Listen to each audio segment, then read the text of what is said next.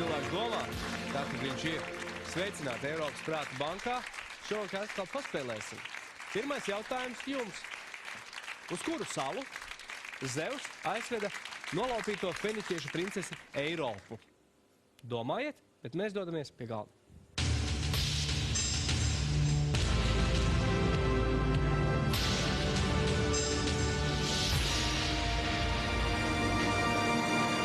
Sveicināti! Sveiki! Nu, vajadzētu tikai iepazīties, lai mēs zinām, ar ko mēs spēlējamies.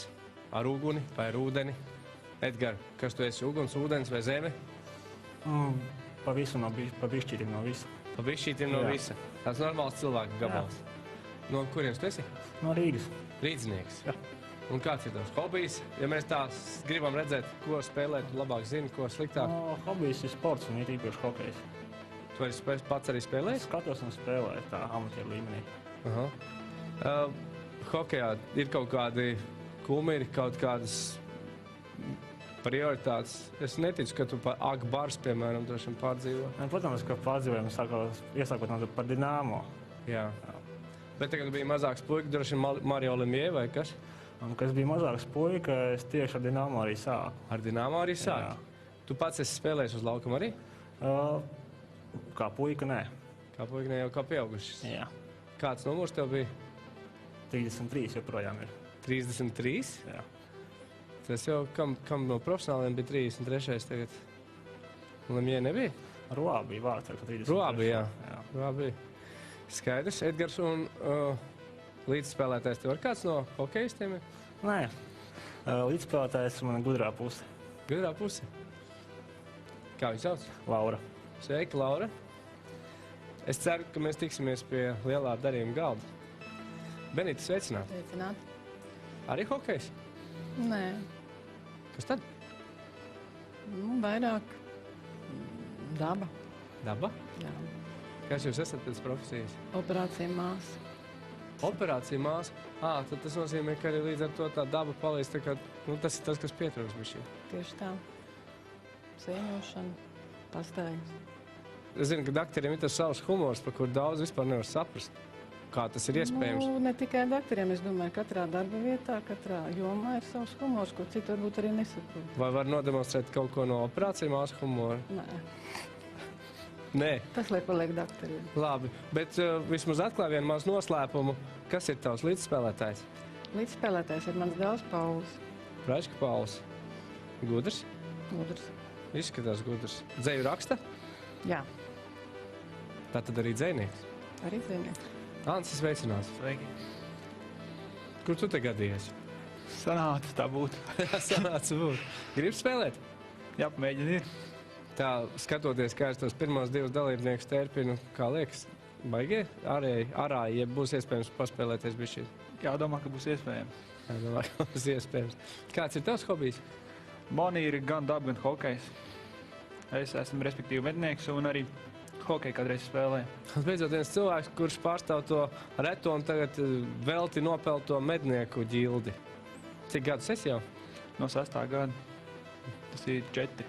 4 gadi jau. Kur jums ir medību platības? Liepājas pusē. Liepājas pusē, tātad tur ziema šobrīd nav pārāk smaga, līdz ar to jums ir labas iespējas, ka jums zvēri nekritīs. Tā nevar teikt, ka nav smaga.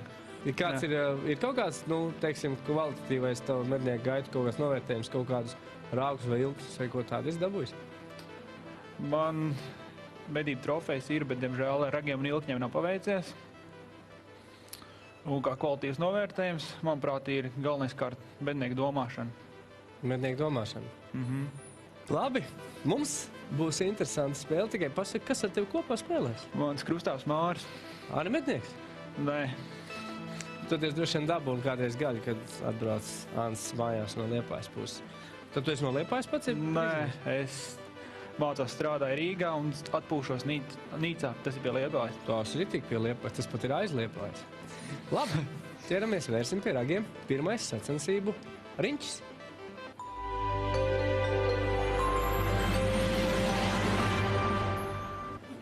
Saki lūdzu, kā sauc vietu datorā, kur glabājas programmas un dati, Edgar? Prāts, sirdsapziņa, atmiņa vai jūtas? Atmiņa. Atmiņa. Atbildi pieņemt, atbildi ir pareizi. Benita, jautājums. Ar kādu gaismu var noteikt eiro banknotes autentiskumu? Dienas gaismu, infrasarkano, ultravioleto vai mēnes gaismu? Ultravioleto. Atbildi pieņemta, atbildi pareiza. Ansi, saki lūdzu, kuras valsts monarhs ir imperators Akihito? Brunējas, Japānas, Etiopijas vai Butānas? Etiopijas. Atbildi pieņemta, atbildi nav pareiza. Edgar, tu pateiksi? Japānas. Japānas atbildi ir pareiza. Pēc pirmā sacensību loka Edgaram 20, Benitai 10, Ansim pagaidām neviena punkta.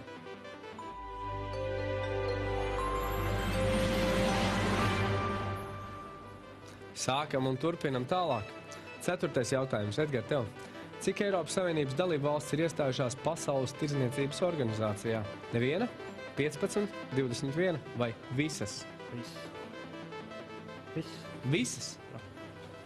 Skaidrs. Atbildi pieņemt? Atbildi pareizi. Benita, jautājums jums. Ko Ulmaņu laikos sauca par divkaulu konjaku? Jau tāda medicīniskās niansēs iegrimstam jau. Absintu, medicīnisko spirtu, tehnisko spirtu, kanģu. Teikšu kanģu. Kanģu. Divkaulu konjaks, kanģu. Atbildi pieņemt? Atbildi nav pareiza. Ansi. Medicīniskais spirts. Medicīniskais spirts. Atbildi pieņemt, atbildi nav pareiza. Edgar, varbūt tev ir iespēja absintu vai tehnisko spirtu? Absintu. Absintu. Atbildi pieņemt, atbildi nav pareiza. Tiešām neviens nezināja, ka tehnisko spirtu iedzerot vienkārši tev un uz tām pudelēm līdz ar to miroņgals bija zīmēts, tāpēc to sauc par divkaulu spirtu. Divkaulu konjaku, piedodiet. Labi. Jautājums Ansim. Kas ir attēlots uz 500 eiro banknotes aversa? Renesanses arhitektūra, jugendstila arhitektūra, gotikas arhitektūra vai 20. gadsimta arhitektūra? Jugendstila. Tu domā, ka jugendstila arhitektūra? Atbildi pieņemta, atbildi nav pareiza. Edgar, tev ir iespēja? Es lieku uz gotikas arhitektūru.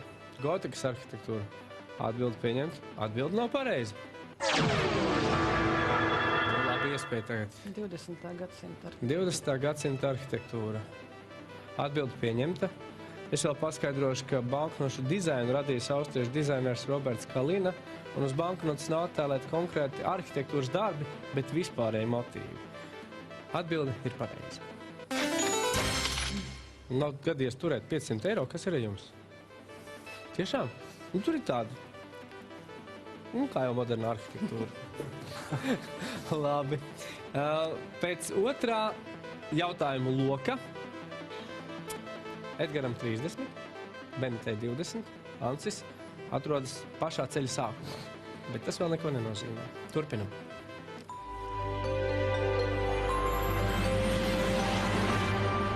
Kuru no nosauktajiem mūziķiem nedēvē par Vīnes klasiķi? Haidnu, Mocartu, Beethovenu vai Strausu? Es lieku uz Haidnu. Liec uz Haidnu. Atbildi pieņem, atbildi nav pareizi. Beethovens. Atbildi pieņem, atbildi nav pareizi. Nu, Ansi. Mocarts. Atbildi pieņem, atbildi nav pareizi.